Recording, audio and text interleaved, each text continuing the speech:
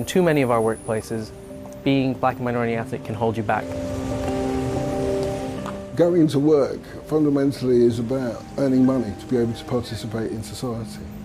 And if you're discriminated against in such a way that you can't earn money or you can't get on in the way that you should be able to, that has an effect on you, on your family and your whole community. The Race at Work survey was commissioned by Business in the Community in 2015.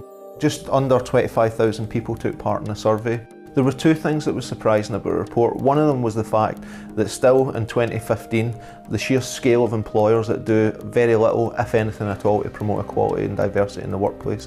The second thing that was surprising was the sheer volume of comments that the survey gathered of people sharing their experiences of the reports of racism in the workplace not being taken seriously. 1 in 4 children in primary school and secondary education in the UK are from an ethnic minority background. When we look at the working age population, it's 1 in 8.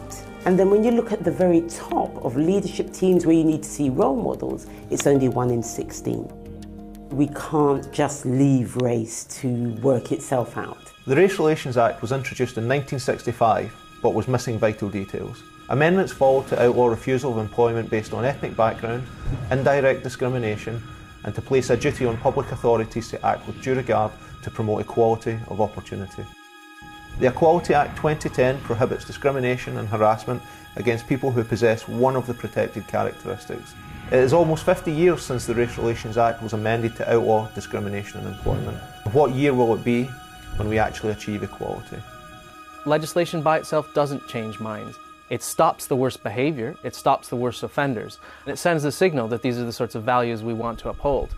But frankly, we haven't seen enough leadership from politicians, we don't see enough leadership from employers.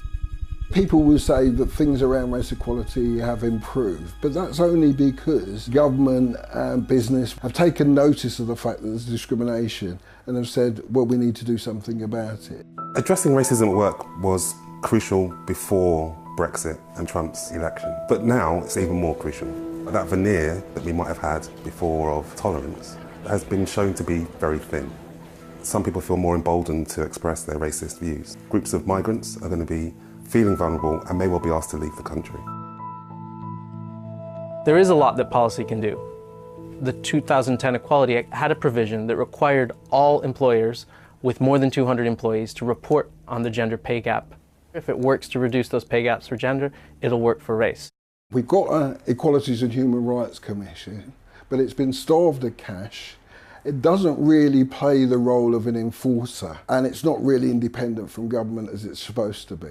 Another thing that policy should be doing is removing barriers to making claims against racist discrimination. It's emotionally traumatic. People don't want to take claims. Introducing fees has reduced the number of people being able to make claims, but it hasn't reduced racism in the workplace, and we need to see those fees removed completely.